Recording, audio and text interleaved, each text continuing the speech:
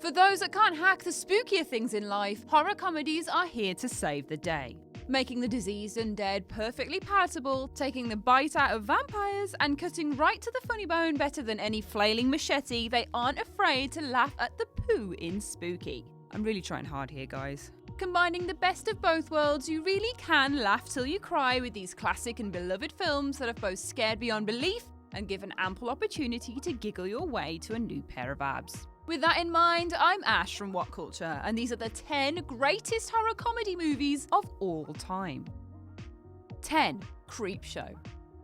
George A. Romero and Stephen King come together to pay respect to the horror comics of the 50s with a fantastic and funny anthology of 5 short films. With the respective royalty of horror novels and zombie movies joining forces, it's hardly a surprise that the film is a cult hit.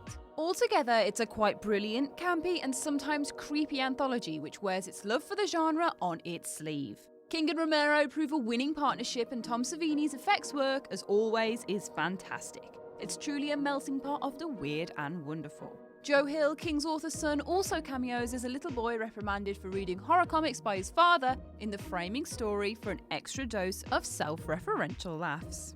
9. Ghostbusters.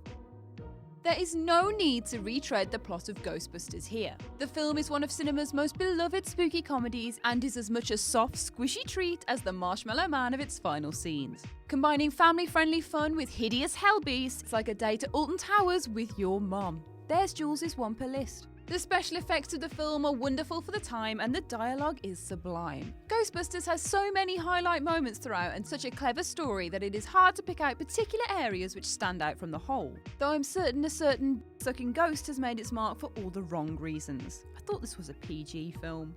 8. Fright Night. The main plot involves Charlie Brewster, a young horror movie fan who is convinced his new neighbour, Jerry Dandridge, is a vampire. He is, of course, as any self-respecting monster hunter would know, correct. Sarandon is cast brilliantly as the old-style suave vampire who has designs on Charlie's girlfriend. When Charlie fails to get anyone to believe him, he turns to the jaded Vincent to help him. Fright Night was well ahead of its time as a horror parody, being impressively self-referential in the same way Scream would be years later. The effects work is fantastic, and Holland, who went on to direct Child's Play, impresses with his directorial debut. 7. Evil Dead 2.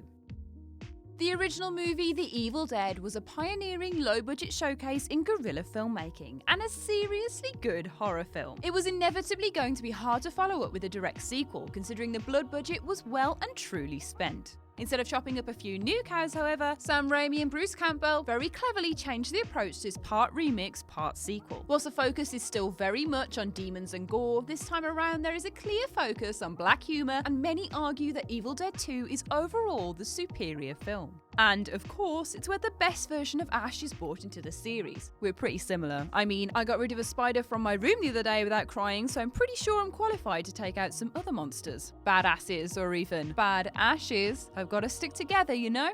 6. Beetlejuice. A sickly sweet couple, the Maitlands, discover that they are in fact very dead after a car crash renders them as ghosts. And soon their house is to be bought by the Dietz family, yuppie New Yorkers who move in and start to change everything.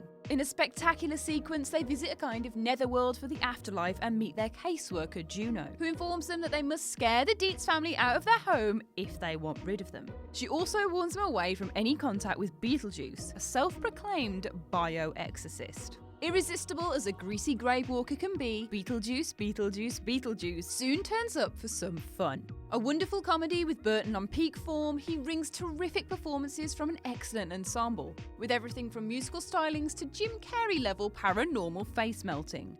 5. The People Under the Stairs. The story revolves around an oppressed black community being extorted by their white landlords. Ving Rhames' burglar Leroy decides on revenge and attempts to rob them, along with his partner and a young kid named Fool. The landlords, credited as man and woman, are played by Wendy Roby and Everett McGill, reprising their marital partnership seen in Twin Peaks. Both performances are turned up to 11. Roby is a paranoid psychopath and McGill is a cannibalistic, bondage-suited monster. And you thought the Pulp Fiction gimp was bad. We later discover that the couple's daughter, Alice, is a physically and mentally abused prisoner. The couple have been kidnapping children for years, but none have lived up to their demanding standards, and those that have failed are kept as prisoners in the basement, much like me and my horde of ex-boyfriends. It's a bizarre movie with a really weird payoff, walking the line between creepy and corny with deft precision. 4. Braindead.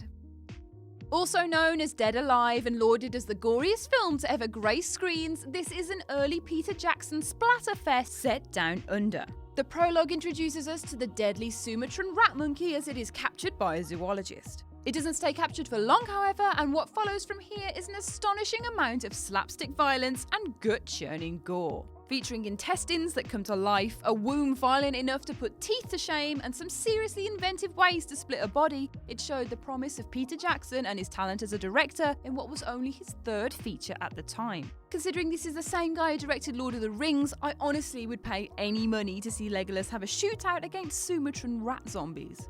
3. The Frighteners.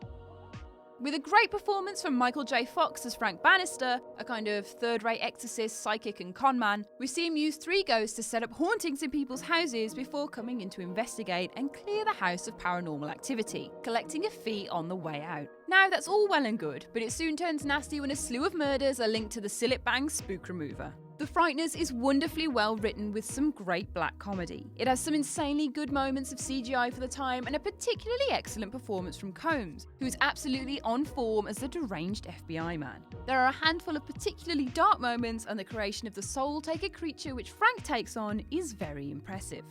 2. Shaun of the Dead. Shaun of the Dead is a loving send-up of the shuffling zombie subgenre, and a love letter to Romero. It was a big break for director Edgar Wright and writer Simon Pegg, essentially transposing their TV sitcom space to the big screen. Shaun and Ed shuffle through the opening scenes, hardly noticing the transition of those around them into the undead. As society descends into madness, Shaun manages to step up to the plate and becomes defender of his small band of losers. For fans of the zombie genre, there are plenty of nods to the classics of Romero, and the casts are a veritable who's who of Channel 4 comedy. But most importantly, it's the most fitting response to a zombie apocalypse ever. A beer really does solve everything. 1. What We Do in the Shadows.